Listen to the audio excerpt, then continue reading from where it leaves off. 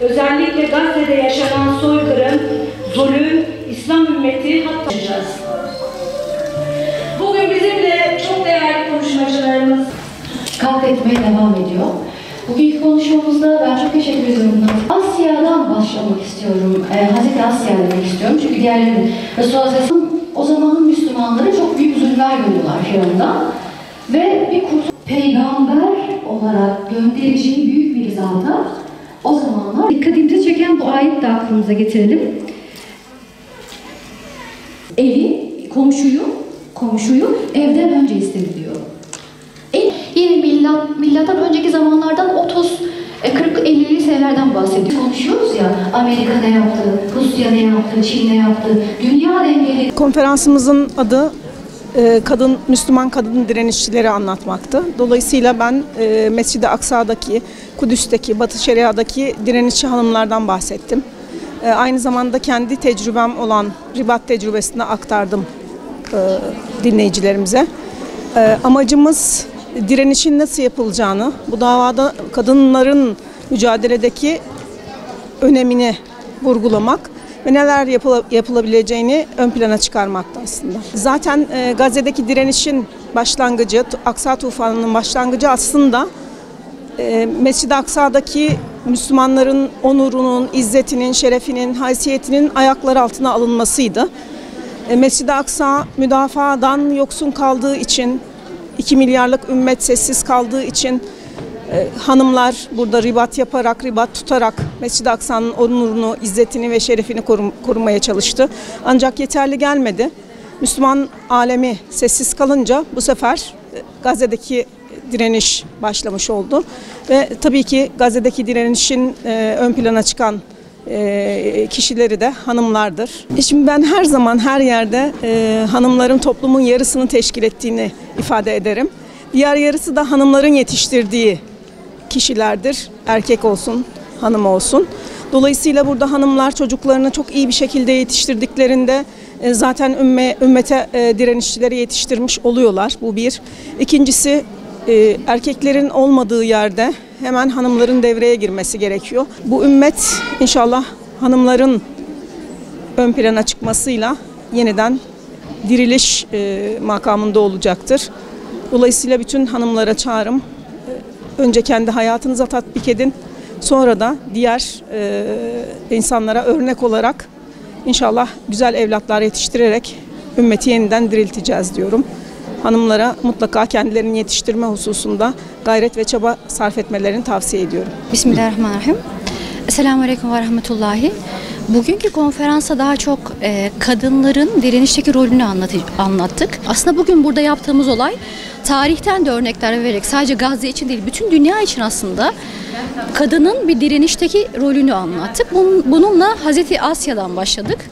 Radıyallahu anha nasıl bir kadının Firavun gibi zalim bir hükümdarın şemsiyesi altında onun sarayı içerisinde yaşadığı halde Hazreti Musa gibi aleyhissalatü vesselam bir peygamberin o zaman İsrailoğulların en çok sorun yaşadığı bir zaman, en çok zulüm gördüğü bir zamanda bir kurtarıcı olarak geldiğini ve bunun Hazreti Asya'nın aracılığıyla bunu sağlandığını görüyoruz. Ama aynı zamanda daha da işte sonra biraz daha günümüze doğru geldiğimizde tarihte Kleopatra diye bir ünlü bir kraliçe bilinir tarihte ve bu kadın şununla ünlüdür aslında. Nasıl o zaman dünyadaki çok büyük güç dengesi nasıl değiştirdiğini, o zaman kendi şartlarını nasıl değiştirip kendi ülkesini, kendi hükümdarlığını nasıl koruduğunu ve dünyayı sarstı o zaman da aynı zaman içerisinde tarihlere baktığımızda kimin doğuşu var?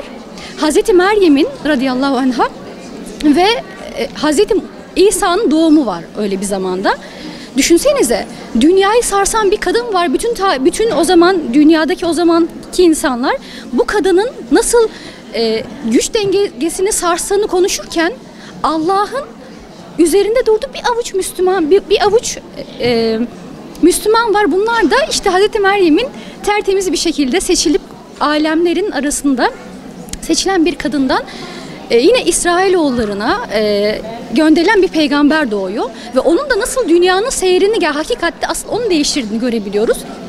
Biraz daha günümüze geldiğimizde Hazreti Hatice radıyallahu anha var ve onun da bugün alemlere rahmet olan, sadece İsrailoğullarına gelen değil, alemlere rahmet gelen bir peygamberin, aleyhissalatü vesselam peygamberimizin asıl destekçisinin, bu zamana kadar yapılan, bu yolda yapılan bütün çalışmalarda, bütün başarıların temelini oluşturduğunu görebiliyoruz. Ve burada da onun direnişle, o zamanki zulmü kaldırmak için büyük direnişler yapmış oluyor. Ve bugün ne kadar güzelliğimiz varsa bu tamamen onların o güçlü direnişinden ötürüdür. Ve geldiğimiz şu ortamda bizler, bütün dünyada bir şeyler değişmeye başlıyor. Ama bütün dünyanın örnek alarak izlediği bir avuç Müslüman var Gazze'de. Gazze'deki direnişçi kadınlar ve onların da nasıl evlatlarıyla, sevdikleriyle nasıl büyük bedeller ödediğine şahit oluyoruz ve onların direnişiyle bugün bütün dünyanın örnek aldığı bir okul çıktı. O okuldan şu anda sadece Müslümanlar değil, insanlık nasibini almaya çalışıyor. Ve bütün bu yaşanan büyük bir eğitimin kaynağında asıl müsebbibi kimler? Kadınlarımız. Ve kadınlarımızın önemi büyük ve bugün ben inanıyorum ki bu zulmü durduracak birileri varsa yine kadınlarımızın öncülüğünde olacaktır. Bunu konuştuk aslında ve diliyorum Allah'tan, Allah yolunda attığımız okları yerine ulaştırsın. Sadece şöyle bir örnek söyleyebilirim sizlere. Hakikatte Gazze'deki 2021'de Kudüs Kılıcı Savaşı'nda gittiğimiz evlerin birinde, çünkü yine her tarafı bombalıyorlar. O evlerin birinde yine çok ağır bombardımanlar vardı ve çocukları, 2-3 yaşında çocuklar vardı. Bu çocuklar normalde sokakta oynamaya alışıklar. O çocukları anneler evlerinde tutmaya çalışıyorlardı. Evlerde de oturan çocukları bir şekilde ne yapmak lazım? Oyalamak lazım. Çocuklar da pencerenin kenarında, aslında tehlikeli bile olsa, orada oynamaya çalışıyorlar ve çok ağır bir bomba düştü oraya, çok yakınlara. Ve çocukların kalbi duracak gibi oldu. Yetişkinlerin kalbi duracak gibi oluyordu. Öyle dehşet dolu bir ortamda.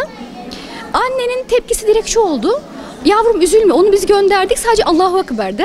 Çocuklar o anda hemen kendilerine gelip Allahu Ekber nidalarıyla o korku ortamını, belki de hayatları boyunca devam edecek bir travmayı bir şansa çevirip özgüvenlerini yetiştirecek bir ortama çevirdiler. İşte kadın bu demek.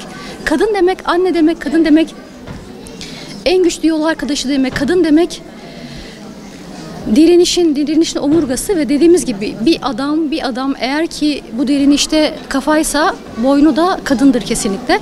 Bu noktada kadınlarımızdan çok şey bekleniyor. Tıpkı Gazze'de yaşandığı gibi onlara, çocuklarımıza İslam terbiyesiyle, yani bu hayatta neden varız? Onun şimdiden bunun önemini çocuklarımıza öğretip bu anlamda topluma, insanlığa fayda olan çocuklara ihtiyacımız var. Ve böylelikle onlar tarihte yaptıkları gibi şu zamanda da katliamı durdurup insanlığın yararını, ümmetin yararını çok güzel işler yapacağına inanıyorum. Ne yaptı, Çin ne yaptı? Dünya dengelerinin oluşturulması, o zaman kendisinin başkanlığında